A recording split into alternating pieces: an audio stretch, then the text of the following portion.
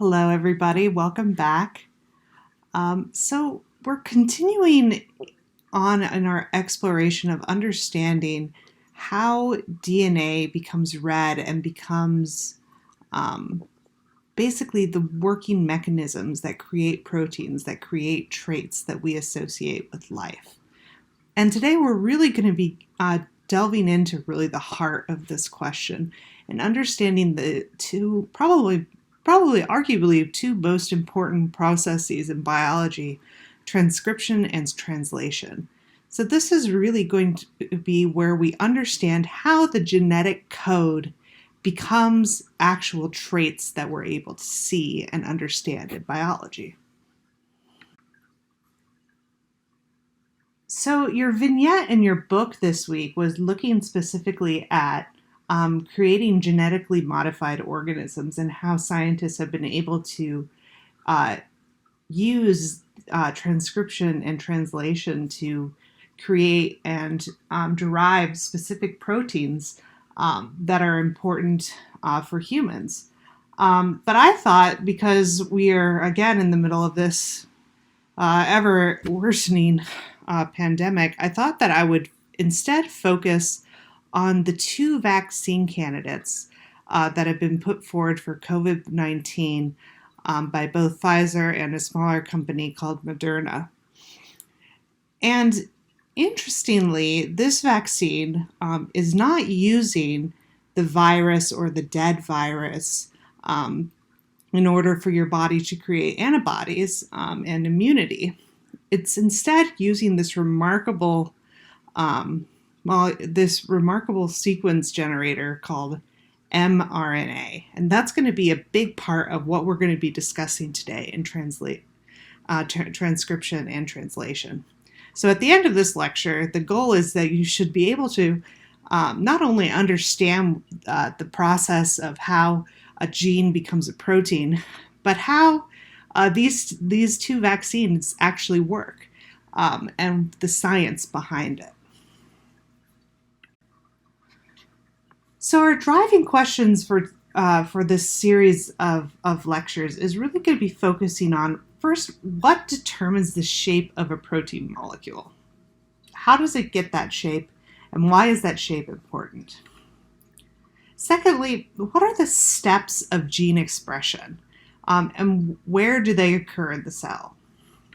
And then lastly, really understanding what are transcription and translation and how do they relate to protein synthesis, or the generation of proteins. So in your chapter readings this week, and I highly recommend you really pay attention to this chapter because it really is a fascinating example that's looking at genetically modified animals to create pharmaceutical drugs. And in this case, using this specific protein called antithrombin, I think is how it's pronounced, which is extracted from goat's milk. And we're basically able to use and harness the power of protein synthesis, the creation of proteins, to be able to access and use this antithrombin protein from the goat's milk. So I highly recommend you read through this example because it's an excellent way of understanding how scientists have been able to manipulate and use the processes of transcription and translation to create proteins of pharmaceutical importance.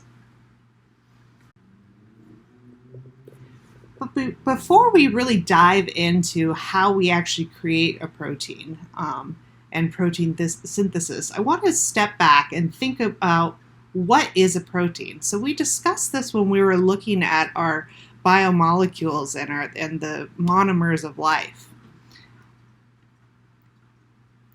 But essentially, at its base, proteins are simply a macromolecule that's made up of repeating amino acid subunits.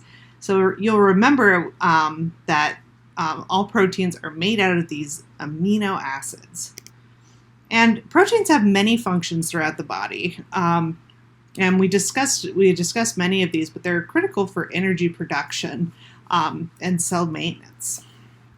And some, other examples, include muscle contractions. They facilitate in chemical reactions, and also they're really important to the immune system and help our body fight infections.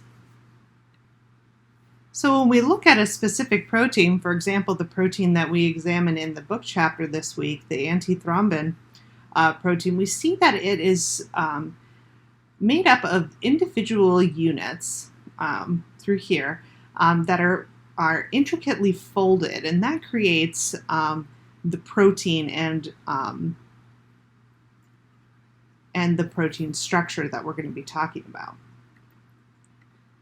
So if we think back to what we were originally looking at when we were thinking about what proteins are and what amino acids are, we remember that amino acids always contain an amino group and this carboxyl group, where we have that double bonded oxygen and an OH group.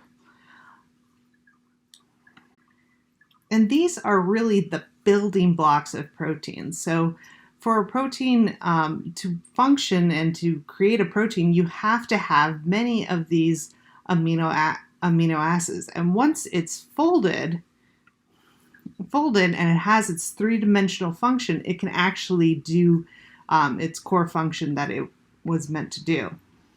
We know that there are 20 different amino acids. We've discussed this previously. And all of them really have this core-based structure. So whenever you see again, this is not a chemistry class, but it's always good to be aware of the chemical structure of various important biomolecules. And it's really looking for that amino group and that carboxyl group. So that's what amino acids all have in common. But they also have this unique chemical side group. So you can see here that along the bottom we have what would be the core amino and carboxyl groups. And then we have these unique structures. And these unique structures are what make each of these 20 different amino acids different. And these structures are what promotes the different types of folding that creates these three-dimensional structures that is what we think of as a complete protein.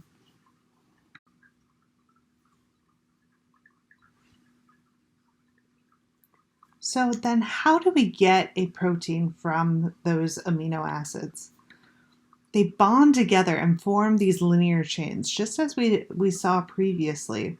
And then that chain folds into a 3D protein based on the sequence of amino acids. And those unique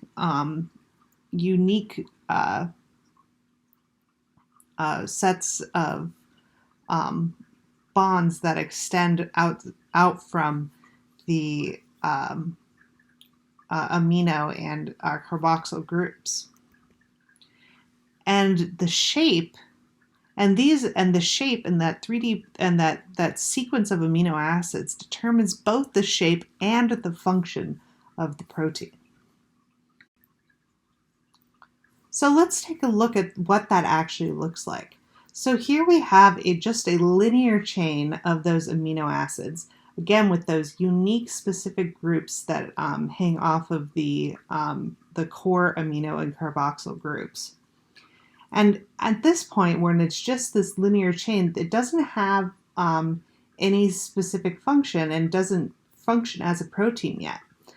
But once the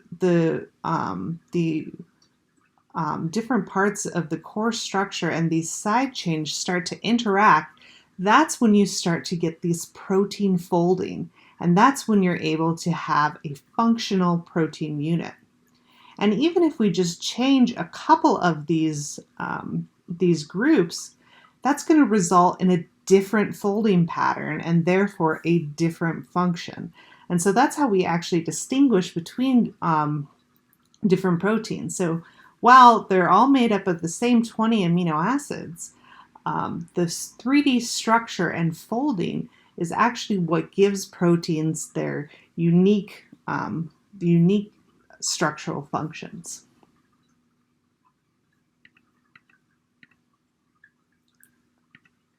So when you change an amino acid, again, changes the 3D shape, and that shape is really what determines the function. And where we're going to pick up in our next part of the lecture is we're going to start to understand, okay, we understand what a protein is, but where do they come from? And we're going to really start to dive into the idea of protein synthesis and what that looks like. Okay, see you soon.